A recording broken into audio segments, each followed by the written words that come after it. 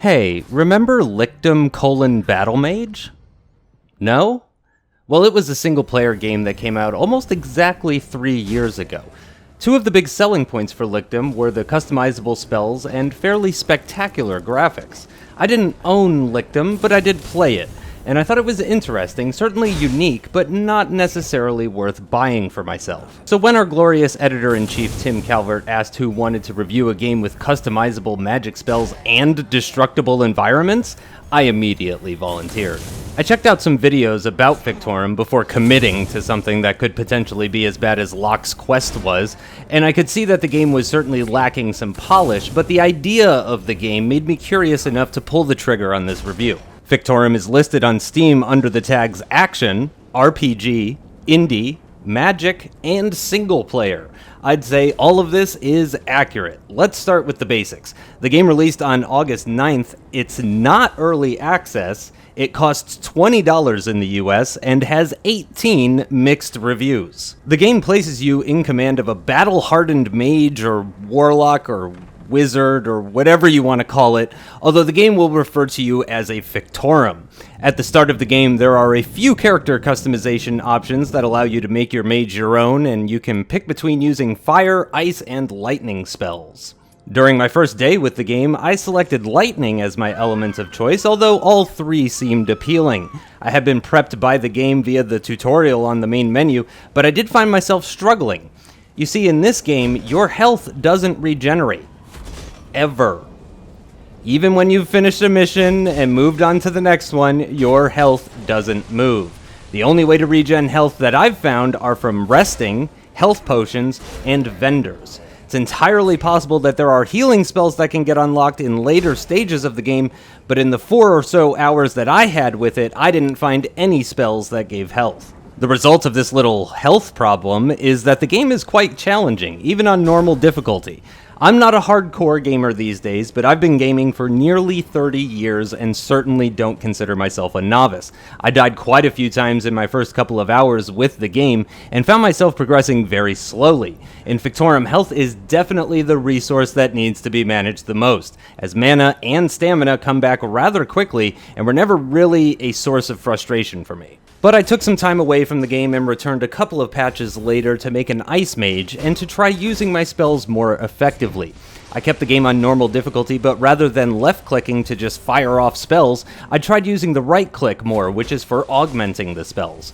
For each spell, there are up to 3 augments, which results in 7 possible combinations, I believe, and when you're augmenting a spell, time slows down and you're able to more accurately aim the cursor and hit your targets while simultaneously considering your next move. Should I charge another spell? Maybe I should cast a decoy. No, turning around and blinking away from the charging enemies, that's the right course of action.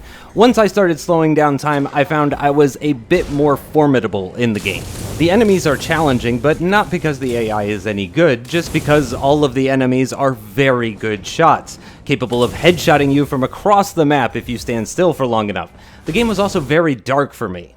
Literally. I know I probably should have adjusted the gamma, but I can't remember the last time I needed to adjust gamma in a game, and decided that this instead was a stylistic choice by the devs to make it nearly impossible to see the arrows and spears being hurled at me. The game has plenty in the way of loot, with interesting names for some of the items that I found during the game. Looting itself is often done in the houses and other buildings on the map, but part of the problem is that these are the same buildings you're likely to destroy during the course of combat, or just for pure enjoyment, because just look at it!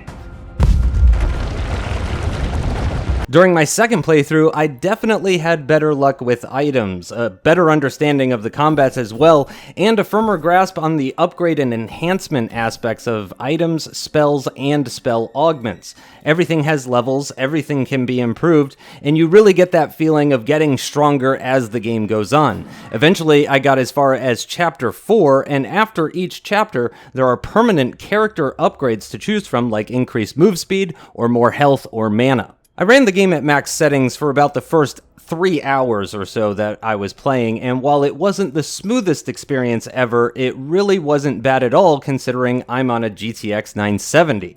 The game ran well and was even smoother when I bumped the settings down a little bit, and the options menu had as much customization as the spells and items did.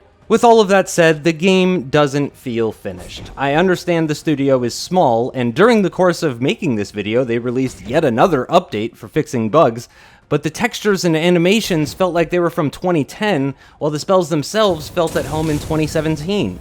It's not an expensive game, and I feel like you're getting your money's worth, but I wouldn't call this a genre-breaking title that PC gamers of all walks should pay for immediately.